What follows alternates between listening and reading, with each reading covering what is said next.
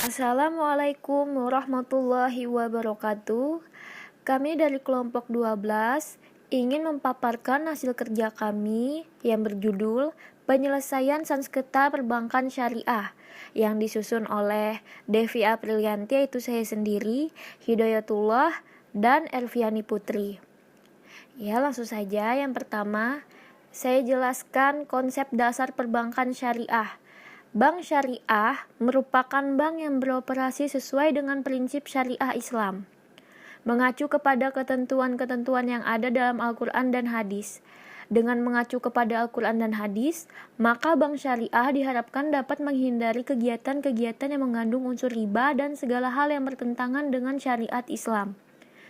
Dalam Undang-Undang Nomor 21 Tahun 2008 tentang Perbankan Syariah Pasal 1 Ayat 12 disebutkan bahwa prinsip syariah adalah prinsip hukum Islam dalam kegiatan perbankan, berdasarkan fatwa yang dikeluarkan oleh lembaga yang memiliki kewenangan dalam penetapan fatwa di bidang syariah.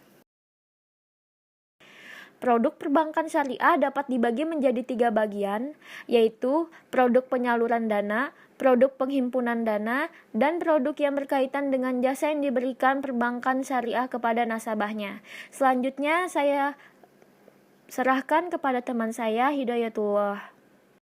Bismillahirrahmanirrahim. Di sini saya Hidayat akan menjelaskan materi selanjutnya tentang metode penyelesaian sengketa pada perbankan syariah. Undang-Undang Perbankan Syariah telah mengatur mekanisme penyelesaiannya apabila terjadi perselisihan atau sengketa antara para pihak. Menurut ketentuan undang-undang, penyelesaian sengketa perbankan syariah dilaksanakan dengan 2 metode, yaitu penyelesaian sengketa melalui pengadilan atau jalur litigasi, serta penyelesaian sengketa di luar pengadilan atau jalur non-litigasi. Kedua hal tersebut tidak boleh bertentangan dengan prinsip syariah. Penyelesaian sengketa di pengadilan atau jalur litigasi menurut ketentuan undang-undang disebutkan bahwa pengadilan agama bertugas dan berwenang untuk memeriksa, memutus, serta menyelesaikan perkara di tingkat pertama antara orang-orang yang beragama Islam di bidang perkawinan, waris, wasiat, hibah, wakaf, zakat, infak, sedekah, serta ekonomi syariah. Sesuai dengan amanat undang-undang, pengadilan agama berwenang untuk memeriksa, memutus, serta menyelesaikan sengketa ekonomi syariah. Yang termasuk di dalamnya adalah sengketa perbankan syariah, sengketa perbankan syariah antara bank syariah dan nasabahnya, demikian pula sengketa antar sesama lembaga keuangan syariah, dan para pihak yang membuat serta melaksanakan akad berdasarkan prinsip syariah diselesaikan melalui jalur hukum. Selanjutnya, penyelesaian sengketa di luar pengadilan atau jalur non-litigasi. Penyelesaian sengketa perbankan syariah dapat pula dilakukan di luar pengadilan. Jalur ini meliputi 3 hal, yaitu penyelesaian sengketa secara internal dalam bank syariah, penyelesaian sengketa melalui mekanisme pengaduan ke OJK, serta penyelesaian sengketa melalui Badan Arbitrase Syariah Nasional atau Basarnas. Ketiga hal tersebut akan dijelaskan pada materi selanjutnya tentang penyelesaian sengketa perbankan syariah pasca putusan Mahkamah Konstitusi nomor 93/PUU (Ek) 2012. Assalamualaikum warahmatullahi wabarakatuh. Perkenalkan, nama saya Elviani Putri Aspari. Di sini saya akan melanjutkan materi yang ketiga, yaitu penyelesaian sengketa perbankan syariah pasca putusan Mahkamah Konstitusi nomor 93/PUU 10/2012.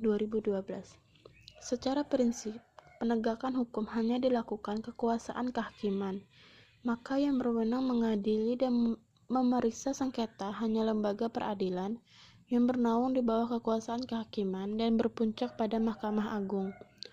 Penyelesaian sengketa perbankan syariah pasca putusan Mahkamah Konstitusi nomor 93/PUU 10/2012 dapat diselesaikan dengan menggunakan lembaga lain selain pengadilan, yaitu non-litigasi.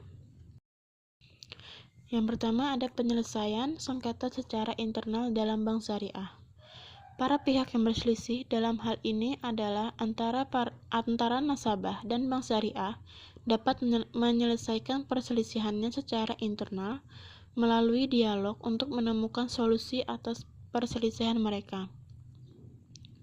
Pada umumnya, perselisihan antara nasabah dan bank syariah dalam pelaksanaan akad syariah adalah terkait dengan hak dan kewajiban para pihak. Misalnya, masalah pembayaran angsuran atau angsuran telah dilunasi, namun anggunan masih ditahan oleh pihak bank. Yang kedua, ada penyelesaian sengketa melalui mekanisme pengaduan ke OJK. Penyelesaian sengketa melalui mekanisme pengaduan oleh nasabah yang merasa hak-haknya dirugikan oleh bank syariah ke OJK merupakan upaya sadar dan tanggapan atas pemenuhan hak-haknya pada bank syariah sebagai pihak yang berkedudukan sama dalam sebuah akad syariah. Makna filosofis dari perlindungan nasabah oleh OJK ini adalah bank syariah akan memperoleh manfaat positif guna memacu peningkatan efisiensi dan merespon tuntutan masyarakat pengguna jasa untuk memberikan pelayanan prima bagi para nasabahnya yang pada gilirannya akan meningkatkan kepercayaan nasabah pada bank syariah nasional. Yang ketiga, ada penyelesaian sengketa melalui Badan Arbitrase Syariah Nasional atau Basarnas.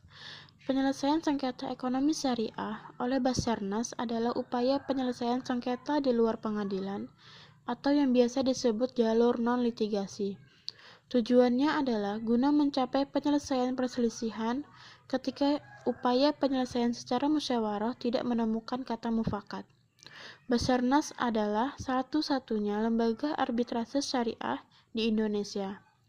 Kehadiran Basarnas sebagai lembaga arbitrase atas sengketa perbankan syariah sangat diharapkan oleh umat Islam di Indonesia. Semakin meningkatnya kebutuhan masyarakat akan layanan jasa perbankan syariah, sejalan dengan kebutuhan masyarakat pengguna jasa perbankan syariah akan keberadaan Basarnas yang berfungsi menyelesaikan sengketa antar para pihak yang berselisih. Mungkin hanya itu saja yang dapat kami sampaikan. Terima kasih kepada Bu Fitri Faizah selaku dosen mata kuliah. Kami berharap materi yang telah dijelaskan tadi dapat bermanfaat bagi semua. Kami minta maaf jika ada kekurangan dan kesalahan, karena sejatinya kesempurnaan hanyalah milik Allah. Sekian dari kami, akhirul kalam. Wassalamualaikum warahmatullahi wabarakatuh.